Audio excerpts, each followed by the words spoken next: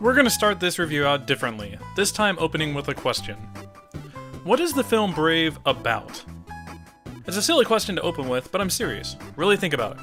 At its very core, what is Brave about? Is it a story about changing one's destiny? Is it a story about being brave enough to change one's destiny? Or, to take that in a different direction, is it a story about a character coming of age and bringing out change in herself? Or is this a story about gender roles and what society forces people to be? Or is this simply a story about a mother and daughter who actually love each other very much? I think any of these interpretations are valid, among others, since great films often deal with several themes at once. To boil down WALL-E, for example, down to this is a movie about destructive consumerism, would sell that film short. WALL-E is about a ton of things, not just consumerism out of control. With Brave, however, you stack up a lot of themes that are similar, but feel somehow mutually exclusive to each other. How does a character growth story tie in with a story about changing one's fate? Does it preach change yourself or change your circumstances? Can you do both at the same time? That is the question. Let's start off by taking a look at Merida and Eleanor's relationship. It is literally the first thing portrayed by the film, so it's good enough a place to start as any. You can tell when watching Brave that Pixar was very cognizant about the way they portray Merida and Eleanor's relationship. The central conflict of the film is driven by the character differences, so the film has to be very clear about their differing motivations. But we also have to care about their relationship, so these differences have to be portrayed very early and very sympathetically. Brave does just that. The film opens with a sequence of Eleanor playing hide-and-seek with her young daughter on her birthday. It does everything you want immediately. It establishes their loving and playful relationship, it establishes the bond between them, and it establishes a key character difference between the two. Then, after some plot foreshadowing, we're whisked away to our status quo. That Merida is a wildflower wants adventure in archery, and her mother wants her to be dignified and capable of running a kingdom. Then we get our inciting incident, Merida's betrothal to one of 3 potential suitors. Once again, we see Pixar's carefulness in how they portray each of their characters right here. There's a temptation to tell the story entirely from Merida's point of view. She is the young person the majority of the audience will connect to by default. This creates a risk of making Eleanor unsympathetic, portraying her as an uncaring adult who doesn't consider her daughter's feelings. So they very deliberately soften Eleanor's character and give her moments of doubt. You get the split conversation scene, for example, where Merida and Eleanor separately wish the other would just listen to them. Later, when Eleanor angrily throws Merida's bow into the fire, she quickly realizes what she did and tearfully retrieves it. When Merida returns from the witch's cottage, the first thing Eleanor does is express relief that her daughter is safe and sound. All of this is very effective in painting a picture of 2 people who are acting in good faith, but happen to be in a bad situation. Then we have our huge shift in the story, in which Queen Eleanor gets turned into a bear. It's an offbeat story decision, but I kinda dig it. It essentially turns our character dynamic on its head. First we have Eleanor dragging Merida into a world she's unfamiliar with. Now we have Merida forcing Eleanor into a similar situation, except with more fur. But hey, at least Eleanor can move, so she's got that going for her. The whole encounter in the witch's cottage is probably one of the main highlights of the film, just everything about it. The snappy dialogue, the jokes, the beautiful colors, the quirky character stuff. It's very sword in the stone. I like that they foreshadow the bear transformation with all the bear carvings in the room. It makes you wonder if the witch just did the same spell twice for 2 different people, or if the only spells she knows how to do all involve bears. Pixar had to be aware of what a giant plot shift the whole bear thing is, so they mitigated this by sprinkling bears all over Act 1. Mordioux is in the opening sequence, and King Fargus constantly recounts his encounter with him. There's a giant bear in the banquet hall, and a bear piñata during the festival. The young prince roars like a bear in the retelling of the legend. Merida even tells Eleanor, "You're a beast," when she's angry. So while the bear thing is still a huge plot shift, I'll give them credit for setting it up. Eleanor's characterization as a bear is interesting. We suddenly start to see a more comedy-driven focus for a character who wasn't all that comedic to begin with. Prior to this, Queen Eleanor was kind of a comedy black hole, to be honest. So when she starts driving the comedy as a bear, I don't quite buy the shift in character tone. They play around with Eleanor's unfamiliarity with her new body, her seeming lack of understanding that she doesn't need clothes or can't hide behind a curtain, for example. These moments are indeed funny and understandable in a way, but they come off as Eleanor suddenly becoming an unpragmatic moron, rather than being simply unfamiliar with her circumstances. The decidedly non-cartoony character is suddenly Looney Tunes. I get what they're going for with this characterization, but it's too strong of a tone shift for me. I don't know. Despite some weird characterization stuff, the sequences with Merida and the bear works extremely well. The scene in which Eleanor learns to catch fish is especially effective, showing growth in her as a character and showing the two work as a team. It's a very feel-good sequence. But there is also a hint of wistfulness, as Merida begins to realize that her mother is turning into something else. There is an overlying theme about change and transformation, quite literally with Eleanor, but also signified as both of the characters learn and grow. So when we go back to the castle again and Eleanor leads Merida through her big speech, the character turn is completely earned. Eleanor is growing as a character and is learning to trust in her daughter. Merida, likewise, is learning to trust in her mother's wisdom. Merida admits that she's been selfish in her actions, not fully understanding that her flat rejection of the process has political implications. I really like the selfishness angle that they bring into the film right here.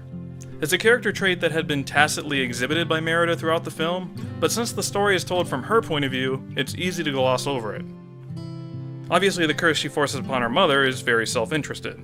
But even afterwards, when confronted about it, her defense is immediately, "This isn't my fault," and blames the witch. And considering the clans are ready to fight each other at the drop of a hat, the film suggests that, hey, maybe Merida's brash approach wasn't the best way to handle that situation. As a person in a leadership role, her actions will have consequences for others. People depend on her family. Words matter. What they end up is ultimately a message about good communication and listening. The listening angle had been set up all throughout the movie. Eleanor and Merida wish the other one would just listen to them. Merida demonstrates that the key to following the wisps, and therefore your destiny, is by listening for them. And by listening to her mother's dictation, or pantomime, she is able to present a convincing case for breaking tradition. Now it's kind of annoying that the dudes are only won over when the sons admit they agree, but the point is that Merida can use her leadership position to push forward change in a diplomatic manner. Eleanor has finally accepted change, and Merida has finally accepted responsibility. This is further underlined at the climax, when Merida defends her mother and Eleanor goes paw to paw with Mordioux. Afterwards, when the curse doesn't appear to be lifted, Merida tearfully admits that the whole thing was her fault, a complete reversal on her previous stance. See, this is how character progression should be done in a movie. First blaming, then learning, then acknowledgement, then demonstration of change. It's that simple. The reason this final scene is so powerful is because they went through the basic steps with both of these characters, and the emotion is totally earned. It's not just about liking the two of them, we have to have gone through a journey of growth. It lacks a little bit of the subtlety here and there in the execution, to be sure. But by far, my favorite thing about Brave is the beautiful portrayal of a mother and daughter's reconciliation and love. The ending gets me every single time. So with that all being said, the case for this being a story about a mother and daughter's relationship seems to be pretty straightforward. But here's where things get weird, where I'd argue that Brave is a little confused about what it wants to say. The movie opens with a voiceover about fate, and eventually closes with the following, and I quote, "There are those who say fate is something beyond our command, that destiny is not our own, but I know better. Our fate lives within us, you only have to be brave enough to see it." It's a message about free will, that people have agency to change the status quo, which is a great message to have. I just don't know if it plays that well against the other themes. It doesn't quite fit in with a story about character growth, communication, and one's relationship with others. Destiny is a tricky thing to play around with in film. It's inherently a vague outline of a concept, at what our potential future will bring. That's why films often have to show literal glimpses of the future so we can see what needs to be changed. You see this a lot in time travel stuff or in science fiction. A movie like Minority Report, for example, can play with this theme because the conceits of the plot gives us those glimpses of future events. With Brave, they're forced to lean on the portrayal of this being Merida's potential future. Okay, that could certainly work. But when you go that route, you have to build up the situation and the external forces that are pressuring Merida. And the movie seems more interested in the character relationship stuff than exploring the societal impact. Her father is totally aloof and uninterested in this. It's not like he's getting in Merida's face about it. The other clans don't totally freak out about Merida's betrayal either. They start fighting later, sure, but the movie demonstrates that these guys are going to fight anyway. Instead, the conflict is entirely personified by Eleanor, and it gets spun into a "I need to change my mom" problem. That's literally what she tells the witch. Eleanor is specifically the barrier here, not society. And that's more of a character-driven problem, not a situation one that destiny plots require. A destiny of, I can change my mom, and therefore everyone else, is a bit convoluted. And honestly, the concept of destiny can be changed is too open-ended a closing message anyway. You could literally apply this to plenty of Pixar films, and it's applicable. A Bug's Life. Flick is brave enough to change his colony's destiny against the grasshoppers. Monsters University. Mike is brave enough to challenge the concept of what scary is. The Good Dinosaur. Arlo is brave enough to stop being such a terrified wimp. Okay, maybe it doesn't work for this one. But that's the point. The Good Dinosaur is a character-driven film. Like a ridiculously character-driven film. So a destiny theme isn't appropriate. And Brave, as much as it wants to make a bigger point about society as a whole, is driven primarily by the relationship between Merida and Eleanor. It strikes me as the producers not being confident enough that this relationship can be the hook, and hurriedly tried to make a larger point. I don't buy it. I don't care how many wisps you put in the film. Brave plays it very relaxed and casual with a lot of the external forces in the film. King Fargus, for example, is mostly worthless in terms of driving the plot, and is more in comedy relief mode. He's just there to be a giant blowhard who rattles off stories and leads everyone on wild goose chases. The other clans are basically the same way. They just fight, and then listen. They all just kind of sit around until they feel like showing up for the climax. I kind of like the subtext that the men are totally worthless and it's the women really running the kingdom. I like that the focus is on Merida and Eleanor. The only thing these guys really need to do is put heaps of societal pressure on the ladies, and they don't really get there.